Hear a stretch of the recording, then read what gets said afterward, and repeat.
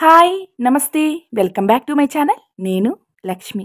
ఈరోజు మన ఛానల్‌లో తాటిపండును యూజ్ చేస్తూ ఎంతో టేస్టీగా బూరెలను ఎలా చేసుకోవాలో చూపిస్తాను.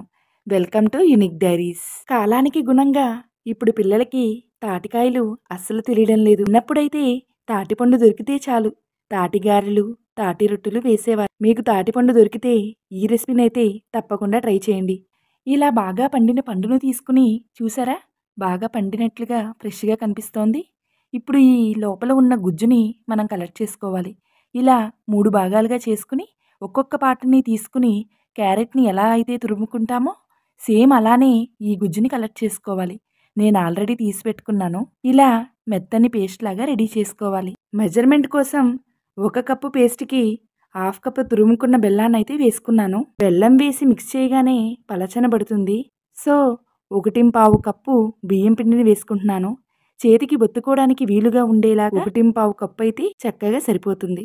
అలానే మంచి ఫ్లేవర్ కోసం ఇలాచీ, మంచి టేస్ట్ కోసం ఫ్రెష్ కొబ్బరిని 2-3 స్పూన్స్ వేసుకుంటే చాలా బాగుంటుంది. ఇక ఇలా మీ వాటాన్ని బట్టి ఇలా బూరుల్లాగా ఒత్తుకుంటూ డీప్ ఫ్రై చేసుకోవడమే. తాటి బూరులు, తాటి రొట్టెలు చేసుకునేటప్పుడు చాలా జాగ్రత్తగా తక్కువ మంట మీద ఎక్కువసేపు వేయించుకోవాలి. అప్పుడే మనకి లోపల పచ్చిదనం లేకుండా మంచి టేస్టీగా వస్తాయి.